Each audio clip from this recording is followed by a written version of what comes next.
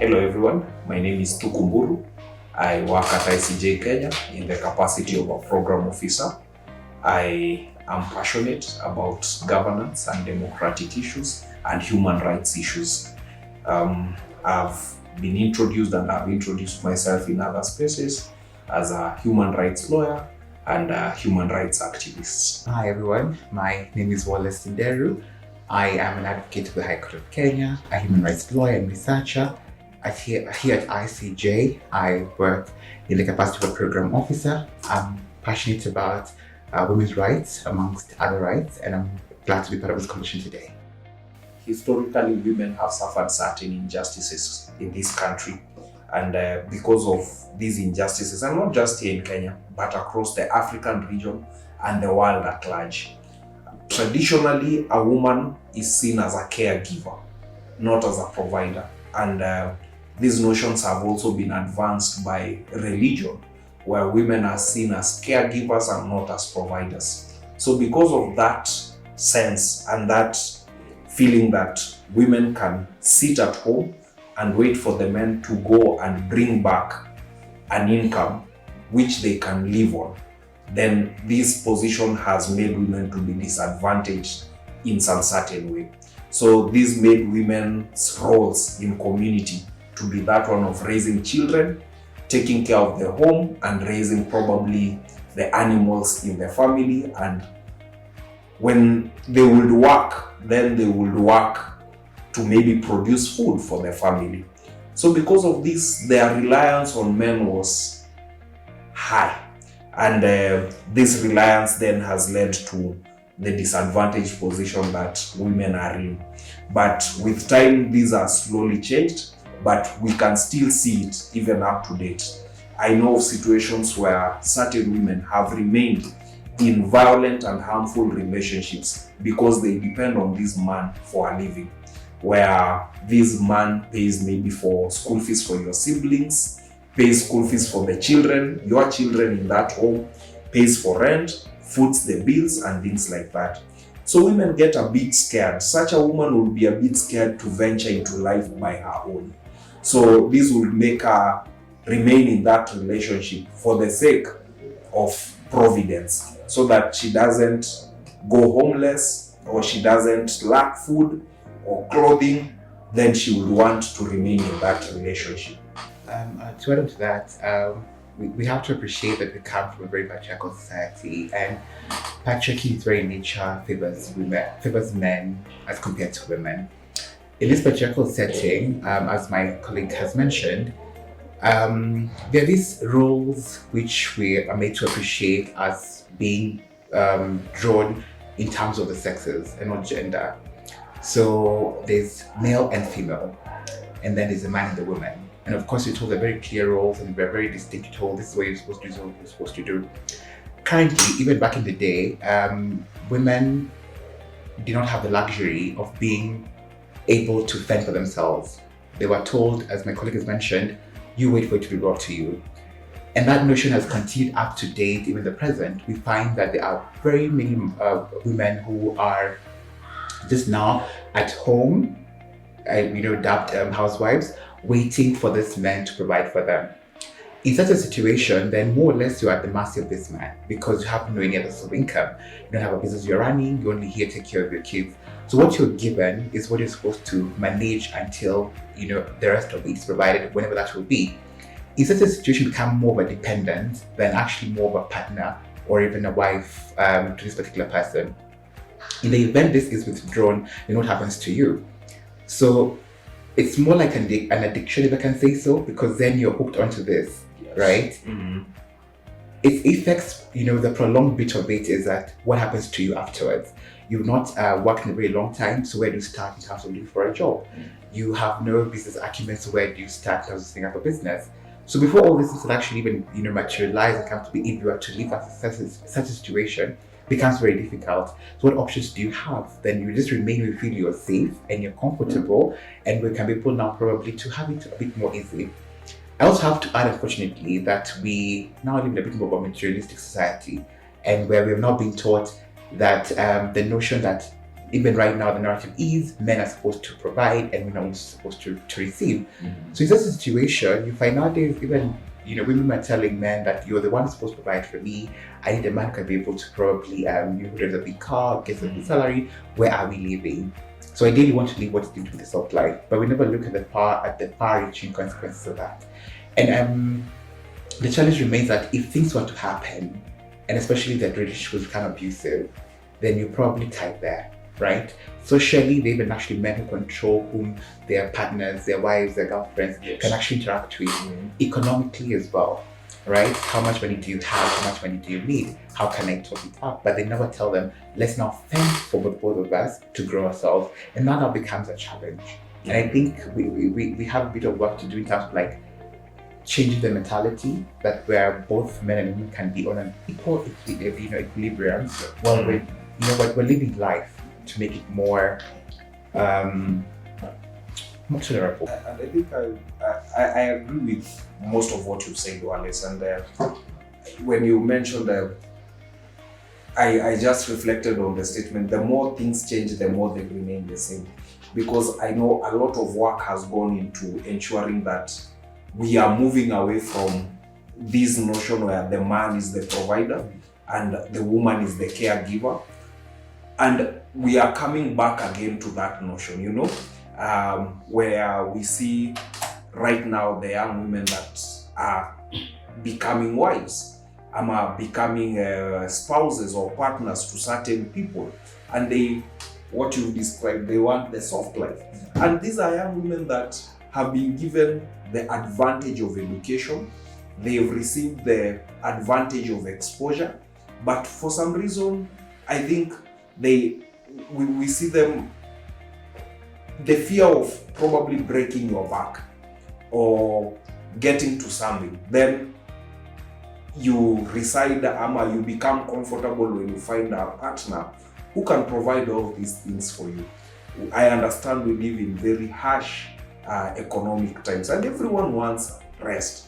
Everyone wants some certain comfort. And I think it's good that we agree that these things don't just come overnight. It takes work. So some people, because of that fear of work and maybe breaking your back, you might end up settling for this person who will treat you so badly, but because they provide what, quote unquote, we call the soft life, maybe a car that is fueled every day, an apartment that is furnished, that you don't get to pay rent for, food in the fridge, internet has been paid, you have what people call a girlfriend allowance, you can spend as if you're working. So in the event the relationship turns abusive, the way Wallace has correctly stated, and you see, even these men, they are praised in some sense. They prey upon these young women, because you can see them feeding them slowly by slowly. The way you just said, it's like an addiction. So all of a sudden you don't have to pay rent. So already, even if you are in a job, the money that you are getting for rent, now you get to keep it for something else. The next time you are in the salon, they're like, no, you don't have to do that, baby girl. And they have a lot of sweet nothings, by the way, to tell you and to feed you. You don't have to, hey, let me take care of you, So they pay for your salon, they pay for your nails. The next thing, they are paying for your internet. The next thing, when you're going to shop, they want to do your shopping with slowly and slowly. You didn't even have a car, probably now you have a car that is being fueled by this person. So you are okay using your Ubers and using your Matatus. But this person now has introduced a new comfort in your life in the form of a car. And this person even becomes bold enough and tells you, you don't have to work. And the next thing you know, probably this young lady goes ahead and even resigns from her position. And then now the prey in this man comes out. They start regulating your social life. The people you used to interact with, now they are telling you, cut them off. You can't be in certain places, you are now mine and things like that. Before you realize, you can't go back to work You probably even forgot how to work. You know, you are so dependent on this person. There are a few things you used to take care of by yourself. Probably you had younger siblings, the way I had mentioned. You used to chip in maybe in their school fees and in other stuff. All of a sudden, you can't do that. So it becomes a problem, and then you become a victim that has been preyed upon by this man. And it's a sorry state that most young women, or even women in general, are finding themselves in. Even when we listen to the kind of music we listen to, and there's that famous saying of you're not crying a Range Rover or laugh on a border border, and that tells you where we're at right now. Yes. Right. So how much are you intending to forego for the pleasures of this world generally? We just want to be, in a very luxurious, kind of setup. What are the consequences?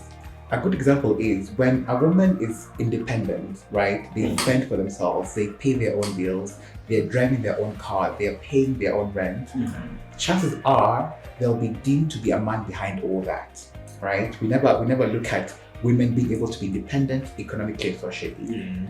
And the question would be then, if she's independent and economically and socially, then that is a problem in itself as well.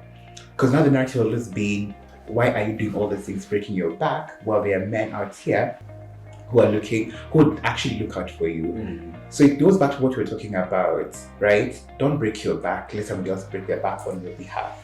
So even those women who actually are independent are viewed more or less like outcasts, so to speak, right? Because you're going over and beyond, and you're not supposed to. But they appreciate now if I was become hooked in terms of my social settings, my social circles are to be determined by this particular man, what would happen to me, right? In terms of the economy itself, how free will I be with my own spending, with my own money? We also don't appreciate the mental health challenges it comes with, right? This kind of being controlled. You're more or less like a puppet. Yeah. What does that do to you mentally?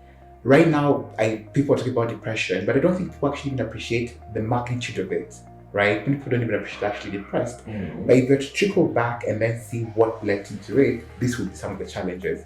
I think very few women can actually say, I lead a very good life, which is, backed by this man, his finances, and just us being together. It's very limited. The bulk of them want to control it. And majority will be the people who have all these resources. We find in most instances, they're probably a bit older. So when you take all these things and the society we're living in right now, then even addressing them becomes a challenge, right? We're saying, no, I don't want to be independent. Why don't I be independent? I want to just enjoy life. But at what cost are you going to do so? So if most women, I appreciate like what you said earlier about life being a bit hard on everybody, but we have to appreciate it may be hard now, but we get better soon after. We have to appreciate what would happen if I find myself in this particular situation. For how long can you take abuse, right? When talking about SGBV, the gender-based violence, we also have to focus now even on the mental aspect of it, the emotional aspect of it beyond the physical. It might not be physical, but it's even worse when it's emotional. It's even worse when it's psychological. Because before you at the verge of of suicide and also the things. Even when actually not talking about, what would happen after. Assuming the day she feels I'm already done, and then this maybe somebody's killed along the way. Now it becomes a whole different story, right? Because it gets to a point you're like, I can't do it anymore. There's no way out, and then that's the only way out. And then before you know it, you're here, you're an accused person, you're charged with probably murder or slaughter. It's rather unfortunate. And I think it's about time that we talk about women empowerment. It's not empowering them to be as against men, but for them to be able to appreciate they can be able to do the things that they want to do comfortably by themselves, within their own rules, within their own settings, within their own sphere, and that will be much more. Interestingly, nowadays, I have a friend of mine we met, and she was telling me how her friends have actually invested in going to golf clubs because they want to get men who have money. They actually call it generational wealth.